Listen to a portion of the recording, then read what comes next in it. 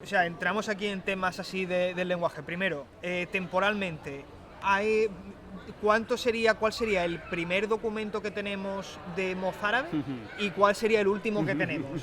El primero es maravilloso. El primero Mira, también. sorpréndeme. Redoble de tambores. Abderramán III diciendo culo.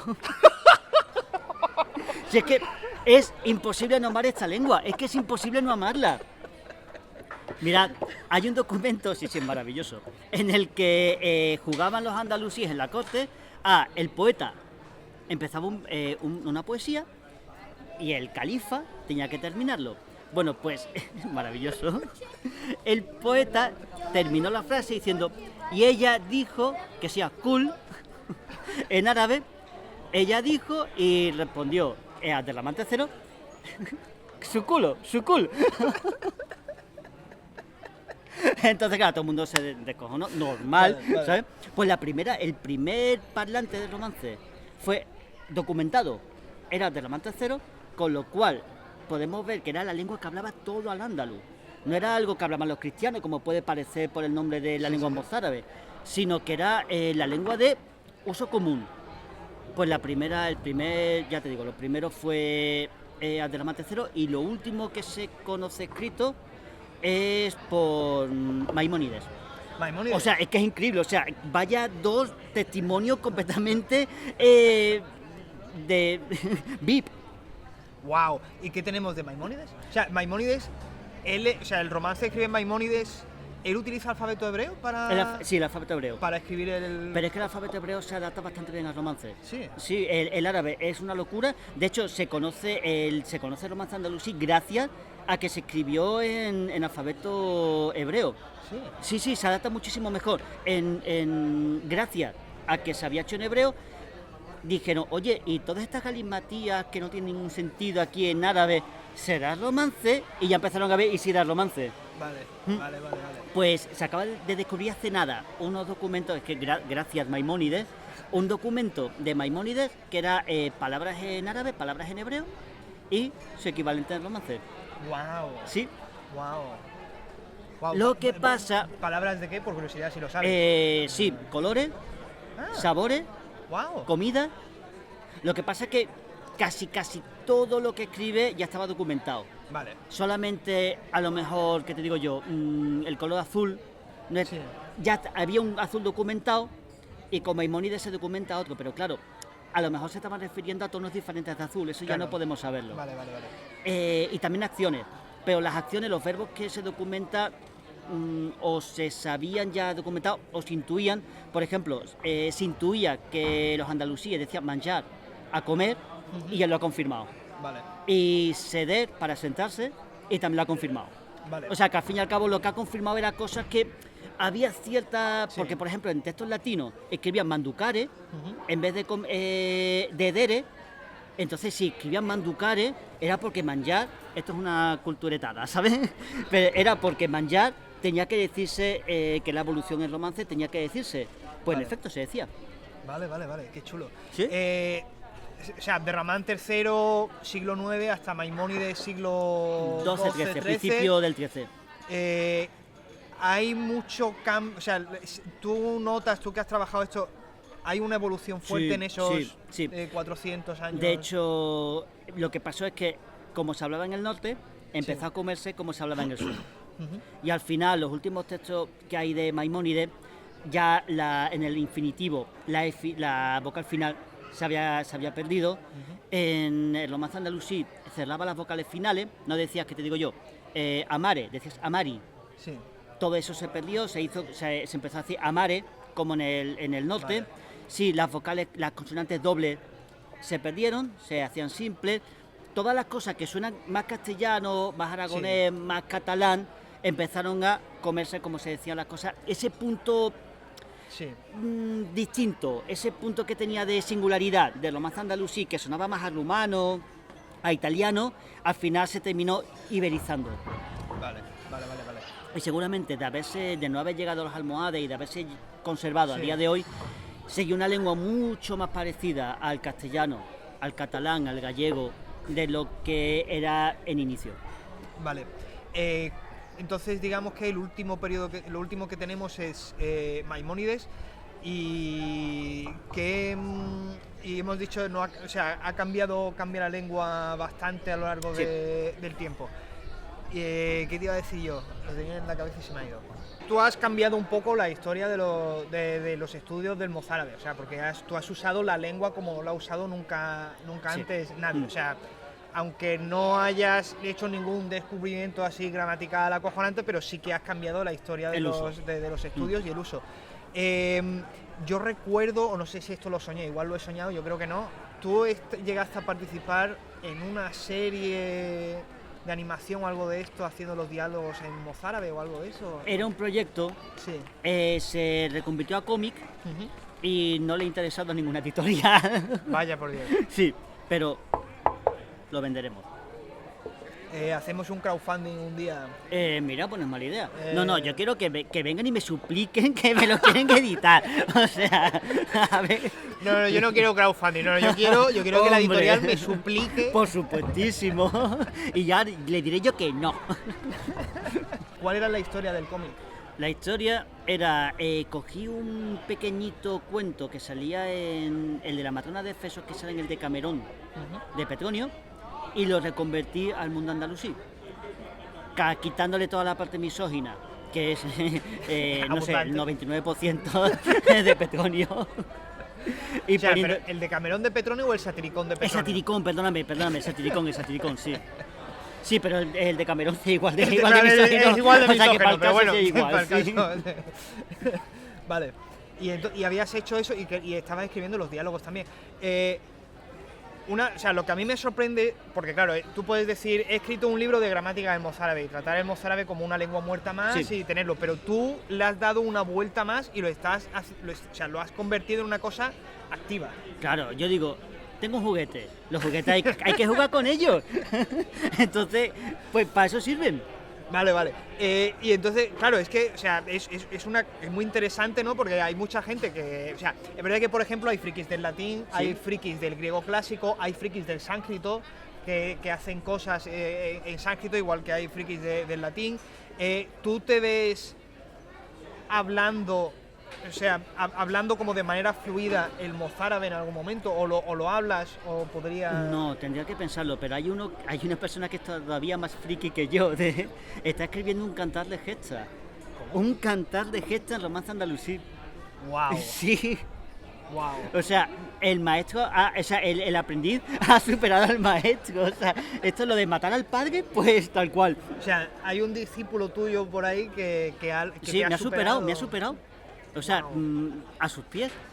Impresionante, impresionante, o sea, la hostia divina. Ha traducido varias leyendas de Becker, ha escrito leyendas a lo Becker en mozárabe y ahora, ya te digo, un cantar de gesta. Pero cuando me dice, llevo ya como 8 millones de versos, y digo, pero tío, pero bueno. Pero ¿algún día podríais hablar en mozárabe los dos? Sí, lo que pasa es que, a ver, pasa una cosa, el mozárabe, si no hay una necesidad, no se va a resucitar. Sí, Claro, esto no es el hebreo, sí. que apareció el Estado de Israel que necesitaba una lengua que articulase el Estado. Si eso no pasa, o sea, eso no va a pasar. Entonces se va a quedar... Yo creo que subestimas un poco la historia, porque yo te recuerdo que hay muchos frikis del latín, y te recuerdo que hay círculos latinos donde la gente queda para hablar en latín, y que hay círculos muy numerosos, ¿eh? O sea, el Círculo de Madrid, por ejemplo, la última vez que yo fui al Círculo Latino de Madrid había unas 10 personas y todos hablábamos en latín. O sea, yo he ido a círculos y he hablado en latín con Es más gente. friki que yo. Yo soy Sí.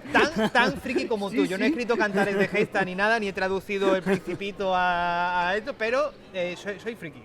Ya También. veo. Entonces, yo creo que subestimas el poder de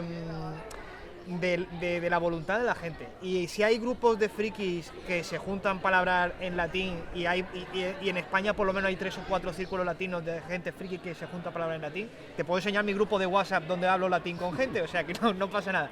Yo creo que si te pones lo puedes hacer. Claro, vale. Llamamiento. Necesitamos frikis. Call for papers. Sí.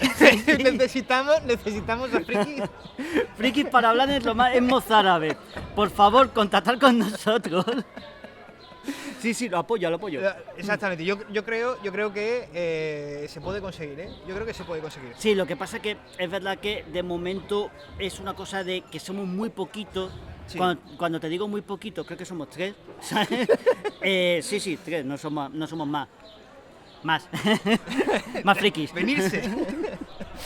Te has planteado, porque o sea, tú tienes la gramática, tienes esto, tienes la traducción de Alicia que estás haciendo, has trabajado en el guión para el cómic tal, y tu amigo está escribiendo ¿os habéis planteado tú o tu discípulo, os habéis planteado escribir un manual de mozárabe, pero al estilo de cómo se estudian los idiomas hoy día? O sea, que no sea una gramática, sino que sea rollo, buenos días, ¿qué tal? Mi nombre es tal, y que sea como los textos estos típicos así, que cuando estudias alemán o cuando estudias inglés o lo que sea, ¿no? Sí. Pues, y hace, yo qué sé, pues audios con las grabaciones y tal. Oye, como un manual de idiomas normal y corriente que usas en la escuela. Pero es una idea maravillosa.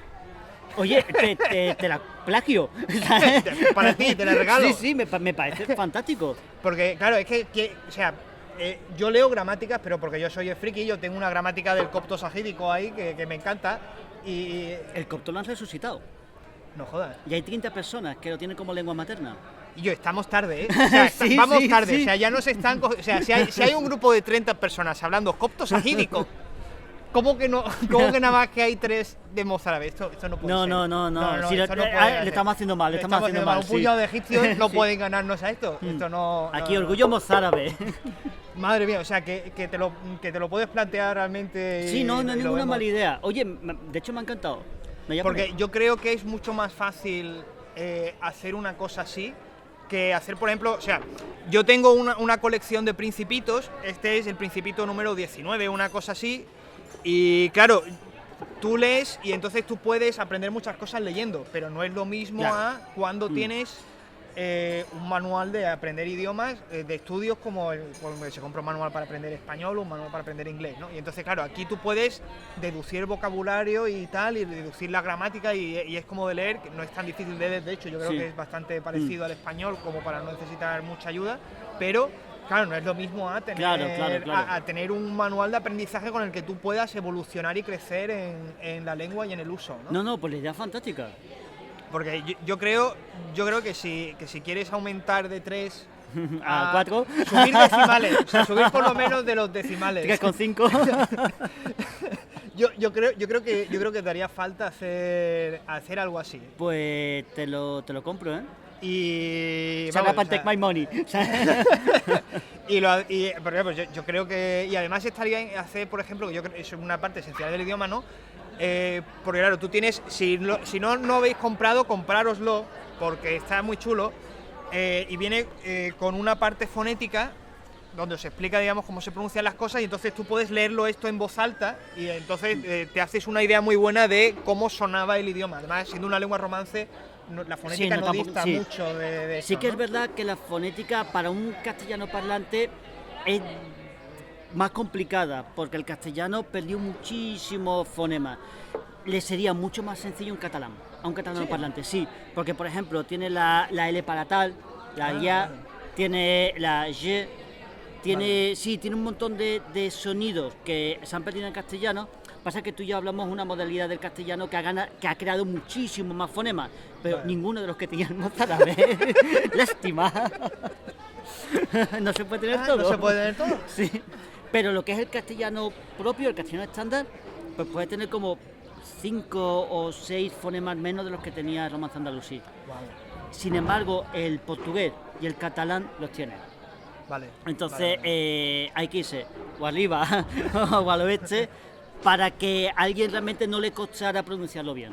Vale. Habíamos hablado también y tú querías comentar los poemas. Sí.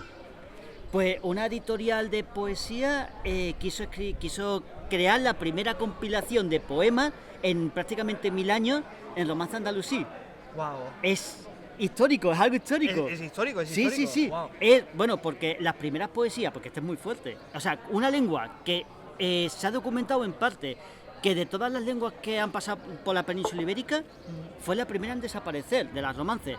Bueno, pues fue la primera que hizo poesía, los primeros poemas de todas las lenguas romances, de todo italiano, español, pues antes se les adelantó el romance andalusí, las famosas hachas, que se estudian en literatura castellana, cosa que no tiene mucho sentido, pues claro, es que no existe literatura todavía. Todavía no existe literatura mozárabe, poco a poco. Pues son los primeros poemas que se han escrito en ninguna lengua romance. Y querían que 1000 años después de que se escribieran los primeros, hacer una compilación de nuevos poemas en romance andalusí. Wow. El 90% de ellos son de mi amigo el friki, el que te digo que está escribiendo Cantar de Hecha, que vamos, dijo, esta es la mía. Claro. Se ha quedado solo. Wow. Hay entonces iniciativas un poco para Sí, que sí, esto, sí. Sorprendente. Surja un poco, ¿no? Sí. Es que me parece que es una etapa que yo creo que es muy desconocida porque hay mucha gente, o sea, en esto, o sea, en el tema de Al-Ándalus, metiéndonos un poco en general al tema de Al-Ándalus, te encuentras o al castellano mesetarian que piensa que Al-Ándalus no es historia de España, o a todo lo contrario, que es el superandalucista que dice que él es descendiente de los moriscos y que Andalucía, Al-Ándalus, centro de cultura y tal, y entonces es como... Es muy complicado, Es muy complicado, y entonces esto yo creo que es un episodio que se queda un poco perdido dentro de esa batalla, porque hay también mucho islamofílico también que proyecta el islam y que ve al Andaluz como... en fin, hay está creando muchas singularidades. Decía Anaïs Nin, vemos lo que somos. Y es verdad, vemos lo que somos. El típico nacionalista español de España, una sola lengua, el castellano, España es un país católico, monárquico, va a ver el pasado como él quiere. Sí. Va a reflejarse a sí mismo en el pasado. El que, en todo lo contrario, el que no le gusta la historia de la Iglesia Católica, el que no se considera, va a ver al Andaluz como a él le gusta verlo. Y al final, el problema que tiene la historia es esa, que estamos continuamente creando historias nuevas, historias paralelas, según somos nosotros mismos. Sí. Según vemos, entonces, y más, el tema de Al-Ándalus es complicadísimo justo por eso. Me acabo de leer un libro escrito por un católico castricante, se llama Al-Ándalus y la Cruz, y claro, te está tratando de qué malos son los musulmanes, no hay nada bueno en el Islam, y coño, qué buenos son todos los cristianos. Buenísimos todos. Y dice, ni lo uno ni lo otro, ¿sabes? Pero claro, está viendo el pasado, sí, como él se ve a sí mismo, como él quiere, con lo que él quiere identificarse. Pero eso lo pasa a todos. O sea, sí, eso nos pasa a todos, y yo creo que si hay un problema que tiene la historia como rama del conocimiento en general, es que se presta tanto a tu propia narrativa identitaria y a tu propia... Bueno, ya he llegado aquí. Adiós. Además parece que como estamos hablando del nacionalismo católico y todo eso, parece que nos ha querido cortar, ¿sabes? Protestando aquí el tío. Sí.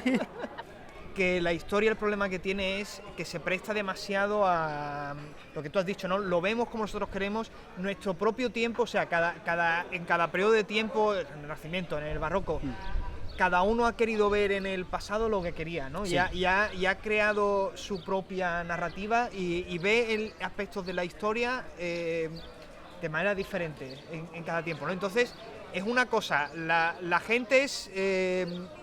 muchas veces, no sé, no entiendo, ¿no? Yo estaba un día hablando una vez con un señor y hablábamos de esto, es que objetividad en la historia, ¿no? Dice, claro, pero es que objetividad en la historia, o sea, ¿cómo narras la historia? O sea, ¿cómo puedes narrar hechos objetivos de la historia y cómo puedes, o sea, eso cómo es? Frases cortas y decimos, Mehmet estuvo aquí tomando café. Sí, y al final creo que el historiador tiene un punto de director de cine. Sí. cuenta la historia que quiere contar y no cuenta las demás. O sea, Sí. no es que esa historia, lo que esté contando, no sea cierto. Sí. Es que está eligiendo esa y Claro. no todas las demás. Y cuando está enfocando, está encuadrando una cara, un plano general, está decidiendo lo que el espectador quiere que Exactamente. vea en ese momento. Eso no significa que no sea cierto. Lo que pasa es que quiere centrarse en eso, obviando todo lo demás. Y cada vez lo tengo, yo creo que todos los historiadores serían muy buenos directores de cine, ¿eh? Yo creo que sí, yo creo que serían, no sé si directores de cine, pero son buenos narradores. Porque yo creo que la capacidad de los historiadores es el narrar. Los buenos Sí. historiadores son grandes narradores. Hmm. Eso yo creo que sí va por ahí. De hecho, muchos son también novelistas. Eso da un poco de miedo. Da un poco de miedo, da un poco de miedo. Pero sí es verdad, es lo que tú dices, ¿no? Escribimos un libro de historia y siempre queremos ponerle nombre y apellidos. Y entonces, claro, Historia de Al-Ándalus y le ponemos en el subtítulo campesino, no sé qué, no sé cuánto. Sí. Y escoges qué quieres ver. O perspectiva de no sé qué.